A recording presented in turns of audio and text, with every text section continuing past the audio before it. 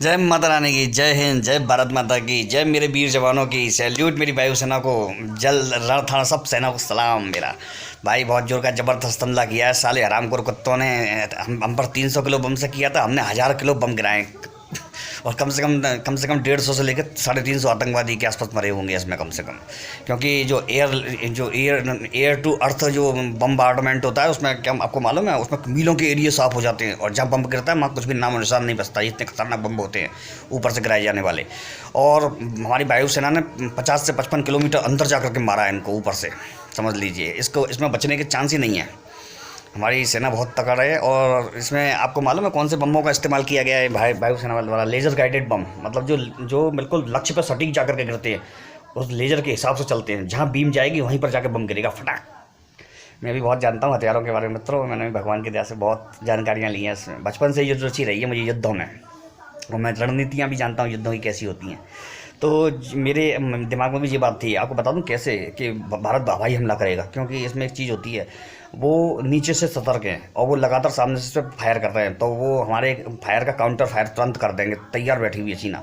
लेकिन अगर रात के समय पे, और ऐसे समय पे रात की जब नींद गहरी होती है 3 बजे से लेकर 4:30 3:30 तक, तो अब ये ऐसा समय होता है, इस समय थोड़ा सा शिथिलता आती है आदमियों में, थोड़ी सी उनकी चेतना कम होती है। तो उस समय पे हमला किया गया है ये।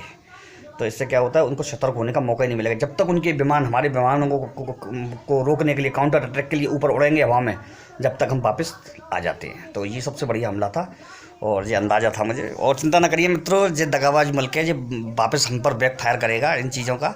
तो हम पर भी इसका जवाब है, क्योंकि अब हम भी तैयार बैठे हुए हैं। आओ हराम खोरो। और भैया मैं सब जवानों को धन्यवाद देना चाहता हूँ, क्योंकि मुझे मालूम है मुझसे बहुत कम से कम सैकड़ों लोग जुड़े होंगे जो मेरे जवान देश में सेवा में कर रहे हैं। वो सब जुड़े हुए हैं मुझसे कॉल के माध्यम से वगैरह से, और बात भी होती रहती है। तो जवानों को हाई अलर्ट पर रखा गया था 3 दिन से, तो बहुत अच्छा हुआ और अंदाज़ा था इस बात का मुझे। और हम लोगों की मेहनत सफल हो रही है भाई, मैं बहुत खुश हूँ। चलो कुछ तो मारा हुआ, कुछ तो हुआ। हरामखोरों को देखना तो पड़ेगा। सोते हुए शेर के मुंह में हाथ डालोगे तो शेर मुंह तुम्हारे हाथों को चबा जाएगा। हरामखोरो, भारत सोता हुआ शेर है। हाँ, चलिए बहुत अच्छा वो दिया। और हमारे देश की जनता भी बहुत धैर्यवान है, धैर्य के साथ काम लिया। लेकिन ये बात ज़रूर है कि पाकिस्तान को बहुत बड़ा नुकसान हो चुका है ये वाला, और अब उसको होश ठिकाने आ जाएंगे। अब एक आध दो हमला और भारत करेगा, ये भी पक्का मुझे मालूम है। भारत ने हर तरह से उसको घेर रखा है पाकिस्तान को। और आप ये भी बात समझ लीजिए, अगर पाकिस्तान की तरफ से एक बम चलता है, एटम बम परमाणु बम, 2 बम चलते हैं, 3 बम चलते हैं, तो भारत एक संग 20 से 40 बम बरसा सकता है उसके ऊपर। इतनी तैयारी के संग रहता है भारत। इसीलिए सब देश जानते हैं। इसीलिए सोचना भी मत कि भारत के ऊपर अटैक हो सकता है परमाणु, सोचना भी मत। इतनी हिम्मत अभी उस गद्दार कुत्ते टाइप के मुल्क की नहीं हुई कि भारत पे अटैक कर सके। और एक चीज़ और मैंने देखी है, आप एक बात और ध्यान रखना, हमारे देश की जो मुस्लिम हैं वो सब हमारे साथ हैं। ये मैं पक्की तरह जानता हूँ मैं, क्योंकि वो इसलिए साथ हैं कि हमारे देश में जो देशभक्ति का जज्बा हर किसी के अंदर है। ऊपर से कुछ भी बोल जाएंगे वो, हमारे लिए आपस में लड़ लेंगे, लेकिन जब देश पे बात आती है तो हम सब एक हैं। पक्की बात है। हमारे देश के लिए अंग्रेज़ों तक ने लड़ाई की है बाहर के मुल्कों से। आज भी हमारी सेना में अंग्रेज़ भी होंगे, ऐसी बात नहीं है। वो भी लड़ते हैं देश के लिए, ऐसी बात नहीं है। सिख भी लड़ते हैं, हमारी तरफ से मुस्लिम भी लड़ते हैं, सब लड़ते हैं देश के लिए।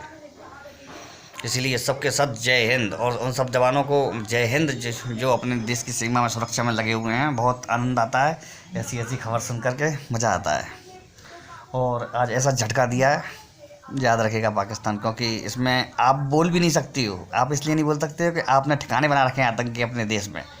पाकिस्तान वाले कुछ नहीं बोल सकते, क्योंकि भारत ने मारी ऐसी मारी है।